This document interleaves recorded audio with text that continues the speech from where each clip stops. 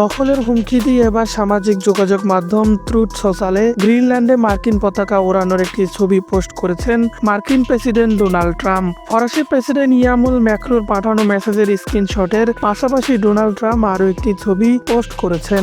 ছবিগুলোর একটি মনে হচ্ছে 2025 সালের আগস্টে তোলা একটি ছবির সম্পাদিত সংস্করণ। এই সময় ইউক্রেন যুদ্ধ নিয়ে রুশ প্রেসিডেন্ট ভলোদিমির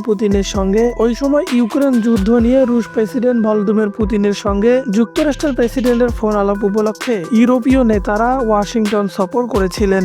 ট্রুথ সোশ্যালে পোস্ট করা ছবিতে উপস্থাপনা বোর্ডটি বদলে দেওয়া হয়েছে। সেখানে উত্তর আমেরিকা, কানাডা ও গ্রিনল্যান্ডের উপর মার্কিন পতাকা দেখানো হয়েছে। মূল ছবিতে ইউক্রেন সংঘাতের ফ্রন্টলাইন প্রদর্শিত ছিল। মূল ছবিটি 2025 সালের আগস্টে ইউরোপীয় নেতাদের ওয়াশিংটন সফরের পর তোলা হয় এবং হোয়াইট হাউসের ফিকান্ট অ্যাকাউন্টে পোস্ট করা হয়েছিল। আজ ট্রাম্প তার সামাজিক যোগাযোগ মাধ্যমে আরেকটি ছবি পোস্ট করেছেন, যা একটি ইলাস্ট্রেশন। সেখানে দেখা যায় মার্কিন প্রেসিডেন্ট গ্রিনল্যান্ডে মার্কিন পতাকা স্থাপন করেছেন। তার পাশে রয়েছেন মার্কিন পররাষ্ট্রমন্ত্রী মার্কো রুবিও এবং ভাইস প্রেসিডেন্ট জেডি ভ্যালিস। ইলাস্ট্রেশনের সামনের অংশে একটি সাইনবোর্ডে লেখা রয়েছে, গ্রিনল্যান্ড মার্কিন ভূখণ্ড, প্রতিষ্ঠা 2026।